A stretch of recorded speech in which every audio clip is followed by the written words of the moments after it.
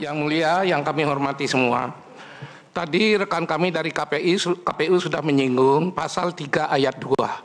Persis, kami mendukung bunyi pasal-pasal itu.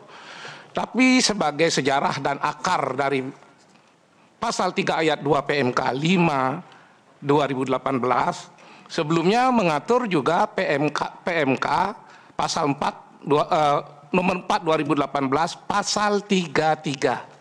Pasal 33. Di situ jelas-jelas juga jiwanya sama, substansinya sama dengan PMK yang terakhir.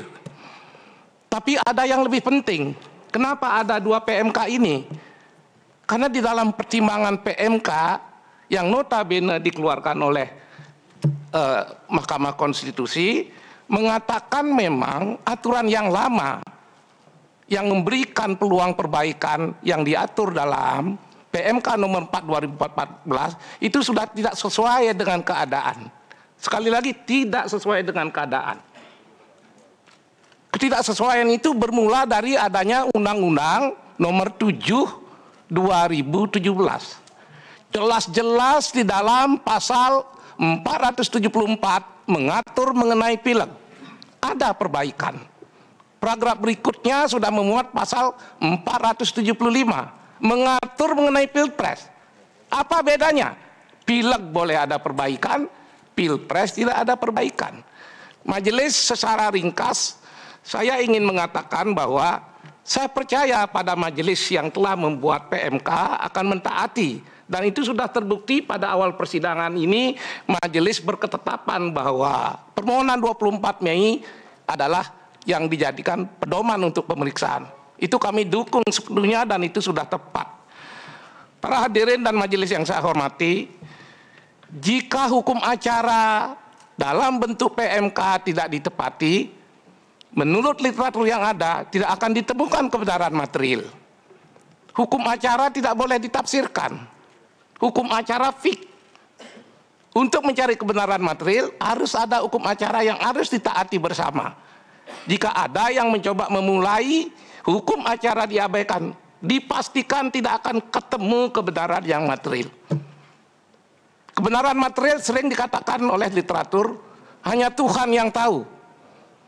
Maka kita-kita yang tidak mengetahui itu perlu hukum acara sebagai jembatan mengetahui hukum material. Terima kasih. Baik. Yang mulia, masih meneruskan, izinkan kami menyampaikan sesuatu. Oh, masih ada, silakan. Baik.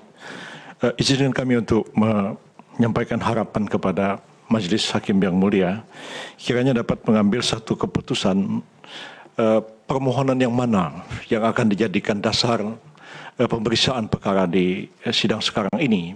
Sebab kami diberikan waktu sangat singkat untuk memberikan keterangan yang juga otomatis adalah tanggapan dan sekaligus jawaban terhadap apa yang disampaikan oleh pemohon dalam persidangan ini.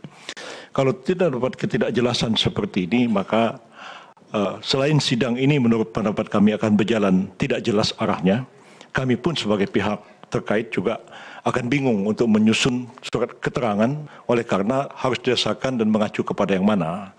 Tadi di awal persidangan yang mulia Ketua Mahkamah Konstitusi dan sekaligus Ketua Majelis Persidangan ini mengatakan mempersilahkan kepada pemohon untuk membacakan permohonannya, kalau tidak salah dengar bertolak dari permohonan tanggal 24 Mei 2018.